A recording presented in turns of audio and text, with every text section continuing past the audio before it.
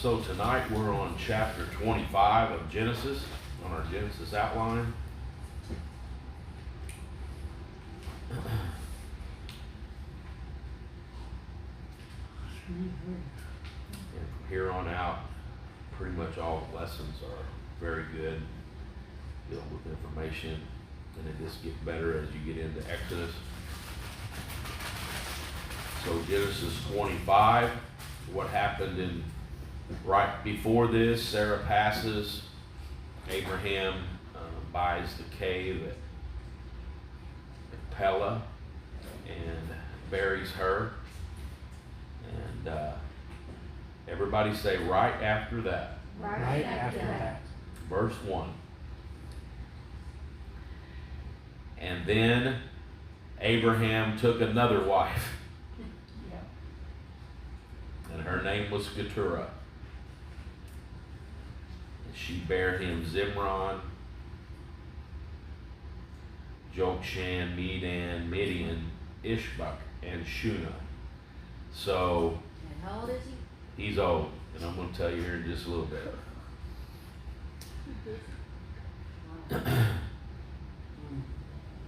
Well, he's not super old. He's only 137. Yeah, only. That's young compared to some of them in the Bible. But they ain't having kids. No, but it's still. And Abraham gave all that he had unto Isaac. Everybody say Isaac. Isaac. Everything he had. And when he says this, it is misleading. What he gave him was the birthright. Because the very next verse, and unto the sons of the concubines which Abraham had, Abraham gave gifts. And he sent them away from Isaac his son while they yet lived. Eastward, he sent them eastward into the east country.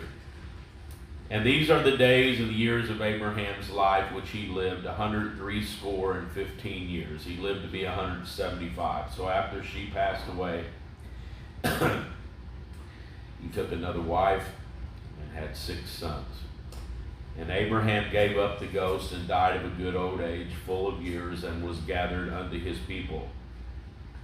And his sons Isaac and Ishmael buried him in the cave of Machpelah with Sarah, in the field of Ephron the son of Zohar the Hittite, which is before Mamre.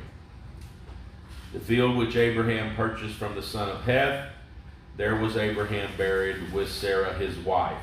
And it came to pass after the death of Abraham that God blessed his son Isaac. And Isaac dwelt by the well of Lahairoi. Now these are the generations of Ishmael, Abraham's son with Hagar the Egyptian, Sarah's handmaiden, bare unto Abraham. And these are the names of the son of Ishmael, and the names according to the generations. We skip down to verse 16. These are the sons of Ishmael, and these are their names, their towns, their castles, 12 princes ruling over their nations. And these are the years in life of Ishmael.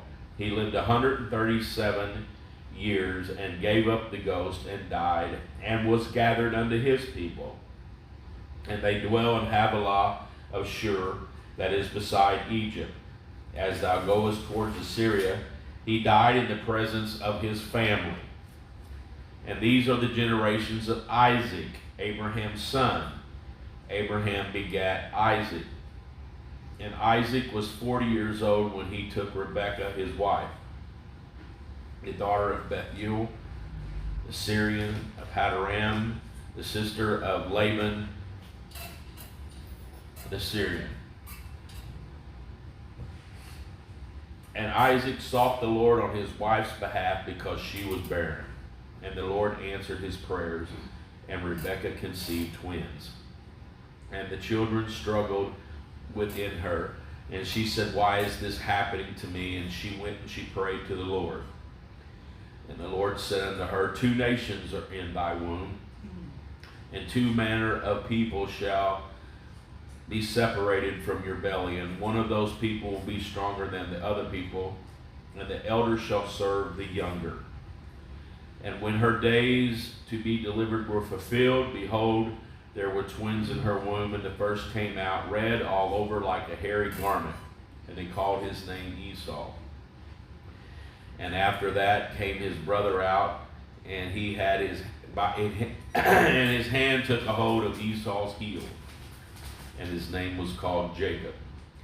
And Isaac was 80 years old when she bare him. So he's 60 years old. And the boys grew, and Esau was a cunning hunter, a man of the field. And Jacob was a plain man. Everybody say plain man? Plain man. That means he was mild, dwelling in tents. So Esau was a wild man. Jacob was a mild man. So one was wild, one was mild. And Isaac loved Esau because he did eat of his venison. Now, I don't know if just being a good cook is reason to love one son more than the other, but he did anyway. But Rebekah loved Jacob. And Jacob made pottage, and Esau came in from the field, and he was faint. And Esau said to Jacob, feed me, I pray thee, with that red pottage, or stew, if you will, for I am starving. Therefore was his name called Edom. And Jacob said, sell me this day your birthright. And Esau said, behold, I am at the point of death. So what profit shall that birthright be for me? And Jacob said, swear unto me this day. Swearing meant more than it does now. Because they'll look you right in the eye right now. It means nothing. Yeah. And he sware unto him, and he sold his birthright unto Jacob. And Jacob gave Esau bread and pottage and lentil, which is beans. And he did eat and drink, and rose up and went his way. Thus Esau despised his birthright. Everybody say he despised? He despised. That means he disrespected it. He had no respect. That was an honor of being the firstborn son. It brought great privilege, and he didn't care. There's a lot of people out there that just don't care. Yeah. Hello? Yeah. Especially this younger generation, it seems. I'm not saying all of them, because you run into some very, very nice ones. Yeah. But it's an issue. So let's go back and let's start tonight. So Abraham is 137 years old when Sarah dies. And he took another wife. If you go back and look, when Abraham is sending his servant to go find Isaac a wife, he's basically at the point of death. He's old, and he didn't die. He got renewed life. At 137, he took a wife called Keturah. She must have been something. Yeah. Hello? So Abraham did well with the women. Then again, Abraham took a wife at 137 years old, and her name was Keturah, and she bare him Zimran, Zokshan, Medan, Midian, Ishbak, and Shua. That's a mouthful. Yes. Amen. Yes. How'd you like to go outside and try yelling at one of them? Oh. Chewy. Hey, boys. In all, Abraham had, how many sons did he's got 6 with her, so how many's he got? 8. 8 sons. Abraham first son with Ishmael, Hagar, second son with Isaac, and he's got 6 new sons fresh off the farm with Keturah, another concubine. Keturah's sons became the fathers of the Arabian tribes living east of Israel, therefore now known as Palestine. We're still talking about Palestine today anyway. They went to get refugees out of there today. And they became enemies of the Hebrew and or the Israelite people. And they still are today. Many of these also settled. It is, if you read history, if you're Egyptian, have an Egyptian wife and you have Egyptian children, you're basically allowed to live in Egypt. If the concubines who left Egypt and had children of these Hebrew people were not allowed to come back and settle in Egypt. So, you see people that don't want to live with certain people nowadays. It's never been any different. Okay? You see them settling all around the outskirts of Egypt, and because Palestine touches Egypt. Okay? So I mean, as soon as you leave Palestine, you either drive into Israel or you drive into Egypt. So they settled all around there, but so they're not Hebrew. You with me? Mm-hmm. They're not Egyptian, so they become cast outs. Yeah. Cast outs usually become enemies of somebody, right? Yeah. So, verse 5, and Abraham gave all that he had unto his son Isaac. Again, that's a misnomer. He gave him all his authority.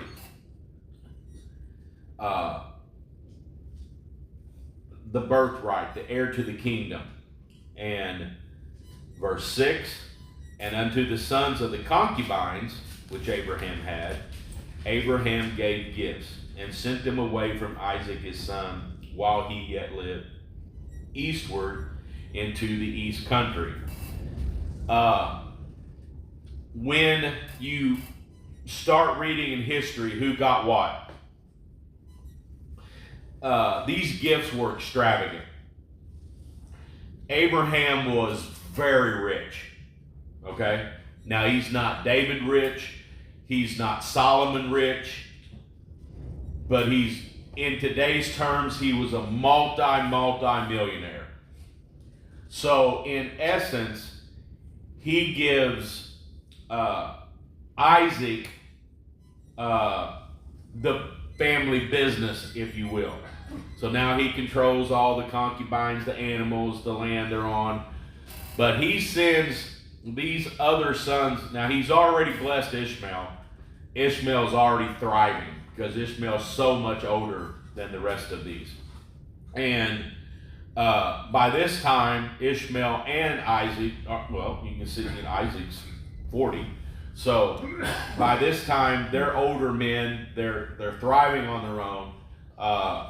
Isaac is promised the kingdom. But if you go into Arabian history and start seeing that, he sent them away with millions in today's terms of money. It wasn't like, here's $12, I hope you do well. He give them multi gifts. They left rich men. Okay? One interpretation was he give them gifts even though he did not give them a birthright. He give them gifts that made them not care whether they got the birthright or not. Not unlike the prodigal son, give me now what's coming to me, and I'll be satisfied with that, and I'll go live it. Okay? That's how he did it. Verse 7.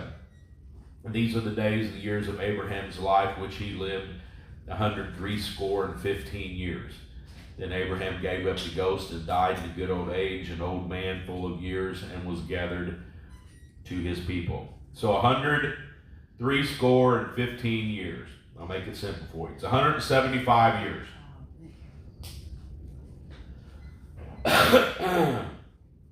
Footnote. When Sarah died, he was 137. So now, 38 years later, he lived another 38 years. He was about to die when they were going to try to find a wife for Isaac. Miraculous recovery. And although Abraham had passed his lineage on to Isaac before this, that does not take effect until Abraham dies. Even though he's the heir. As long as Abraham is alive, Abraham's boss. Okay? As soon as he passed, then Isaac. Now Isaac is 75 years old. Okay? A lot of things happened to biblical men around 70, 75, 80, 85. Moses, all these people up to 100.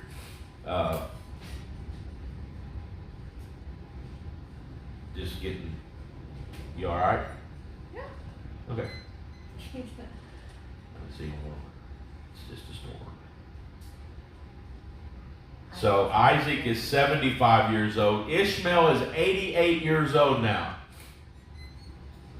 So they're getting to be old men. And Abraham was buried in a cave with Sarah, the cave of Machpelah. Prior to Abraham's death,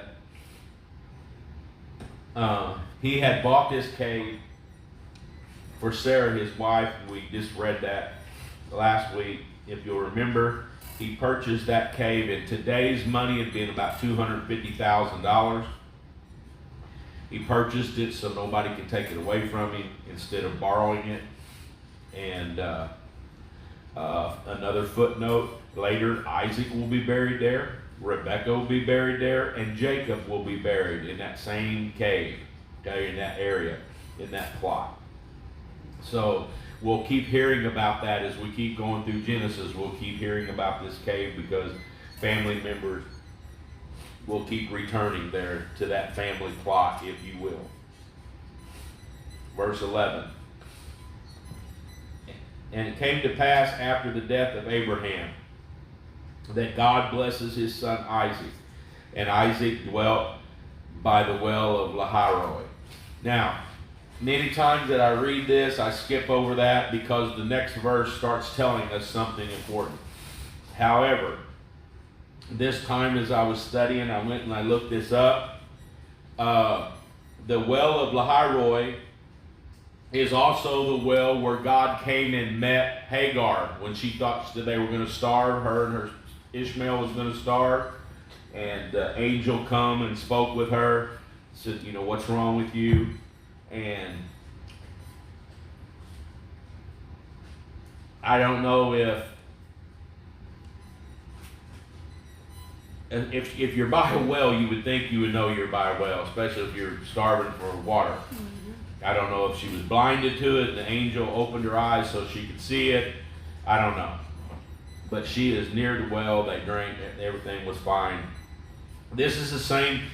So you've got Isaac, whom probably heard that story, if not sometime from Hagar, probably sometime from Ishmael, about this well. Well, this well was famously named after that, Lahairoi, and it means the vision of the Lord or spoken to by the Lord. So when Isaac goes to this well, there is people that's going to try to find him a wife, okay?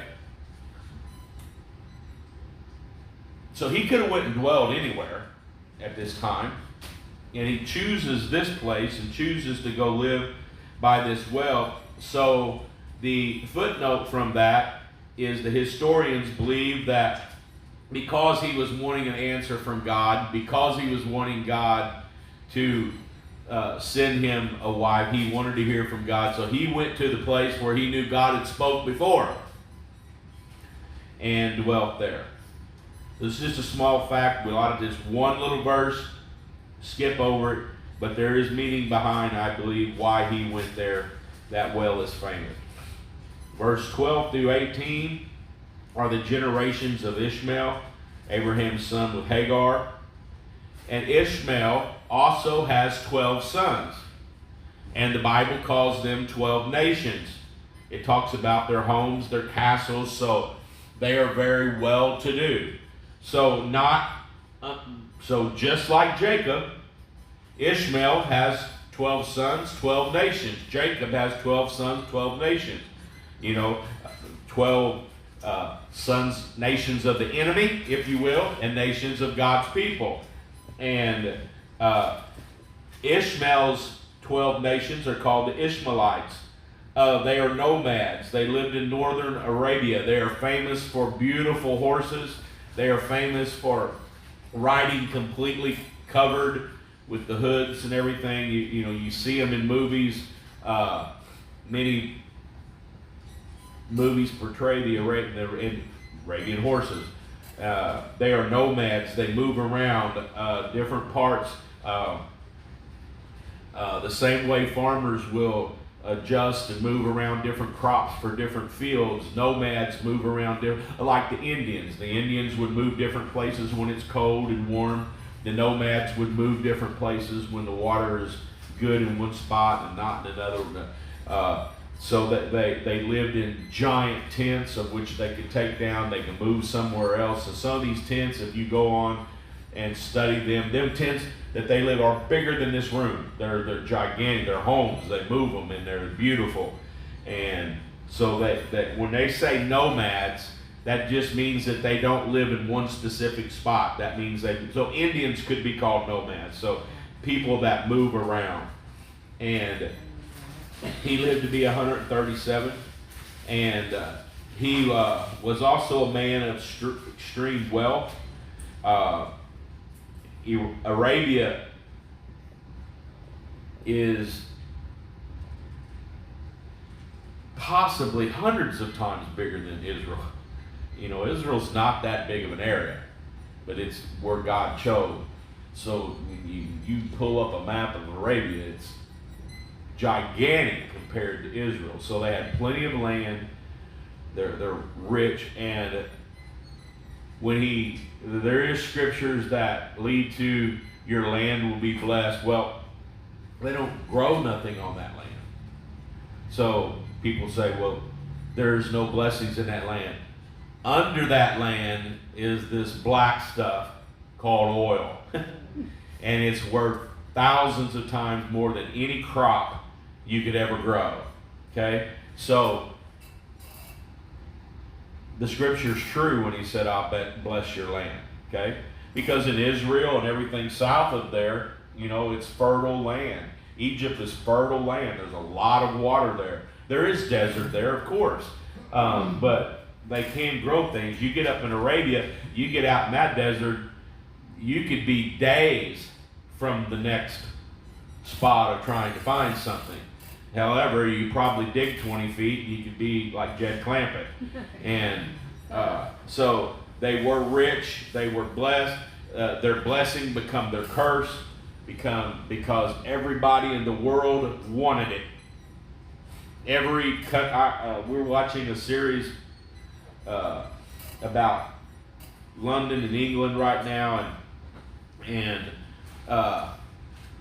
behind the scenes, they tried to be nice to these people and give them gifts and go and visit them and do all these things, but what they wanted was what was in the ground. They could care less whether they was their friend or not. America was the exact same way. Every country around the world wanted that oil, and still do. And so was it a blessing? There is almost millions of billionaires because of oil over there. You take all your giant companies from the United States from the 40s and 50s when the boom started. Your richest people, they owned either the shipping, they owned the railroads, or they owned the oil.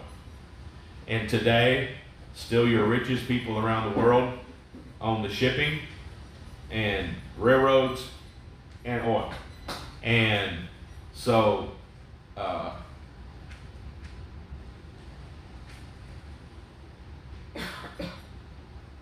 if you type in how many wars have been fought, the list is almost endless of people that have fought for this oil around the world and the things that have been done. And the very next part of this list that we're going to talk about is the selling of the birthright. And that is an elaborate story on its own.